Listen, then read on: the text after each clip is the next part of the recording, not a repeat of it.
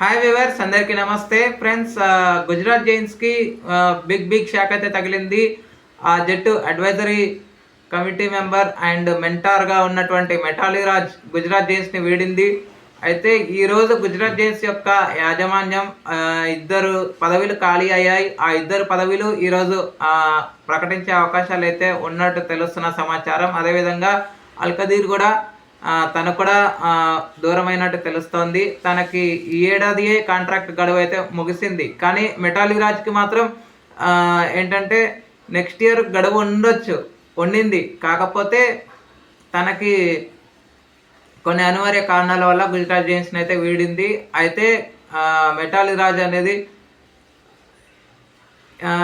ACA Andhra cricket association వద్ద ఒప్పందం చేసుకుంది. సో అక్కడే చేస్తానని కూడా చెప్పింది. కానీ ఈరోజైతే గుజరాత్ జైన్స్ యొక్క ఏదైతే మెంటార్ పదవి ఖాళీగా ఉందో ఆ రెండిటికి ఈరోజు ప్రకటించే అవకాశాలు అయితే లేకపోలేదు. అండ్ మనం పైన చెప్పుకున్నట్టుగా అల్కదీర్ మాత్రం అండర్-19 కోచ్గా చేస్తున్న విషయం అందరికీ తెలిసిందే. Okay friends, thank you. ఇలాంటి అప్డేట్స్ కోసం ఛానల్ని సబ్స్క్రైబ్, షేర్, లైక్, కామెంట్ చేయండి. మరొక అప్డేట్తో మీ ముందు ఉంటాను ఫ్రెండ్స్. అంతవరకు సెలవు, నమస్కారం.